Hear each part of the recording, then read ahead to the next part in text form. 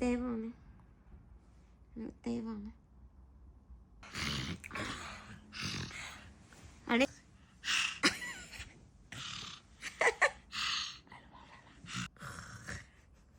ဘယ်လိုဟောက်တာလဲမိမိဟောက်တာဘယ်လိုဟောက်တာလဲမိမိဘယ်လိုဟောက်တာလဲဘယ်လိုသူ့မောင်ရှာလို့မတွေ့ဘူးကြီးဘယ်လိုရှာဝဲလို့လဲမိမိတဲပုံဒီမှာမိမိအတဲလေးဟာ